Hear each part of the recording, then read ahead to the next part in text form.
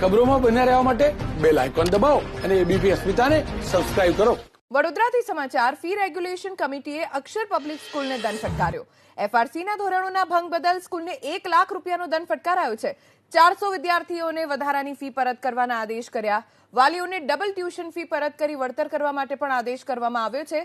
વાલીઓએ પુરાવા સાથે એફઆરસીમાં સ્કૂલ સામે ફરિયાદ કરી હતી।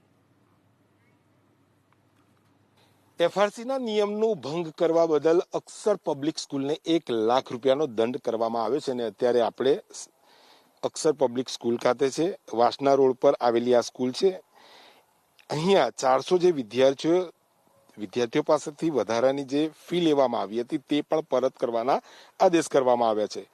વાલીઓએ જે ડબલ ટ્યુશન ફી પરત માટેની જે લડત ચલાવી હતી, વાલીઓએ પુરાવા સાથે એફઆરસીમાં જે માંગ કરી હતી અને તે મામલે તપાસ થયા બાદ અત્યારે આપ જે સ્કૂલ જોઈ રહ્યા છો, અક્ષર પબ્લિક સ્કૂલ 400 વિદ્યાર્થીઓ પાસેથી જે વધારાની સ્કૂલ ફી, જે ટ્યુશન ફી લીધી હતી તે પરત કરવાનો ઓર્ડર તો કર્યો જ છે, સાથે એફઆરસીના ધારાધોરણનો ભંગ કરવા બદલ 1 લાખ રૂપિયાનો દંડ ફટકાર્યો છે। ત્યારે વડોદરાની અનેક એવી શાળાઓ છે કે જ્યાં પઠાણી ઉઘરાણી થતી હોય છે, ત્યારે અક્ષર પબ્લિક સ્કૂલ પર જે રીતે અહીંયા એફઆરસી દ્વારા કાર્યવાહી કરવામાં આવી છે અને 400 વિદ્યાર્થીઓ પાસેથી જે ડબલ ફી લીધી હતી તે પરત કરવાના આદેશ તો કર્યા જ છે, સાથે 1 લાખ રૂપિયાનો દંડ અહીંયા અક્ષર પબ્લિક સ્કૂલને લગાવ્યો છે।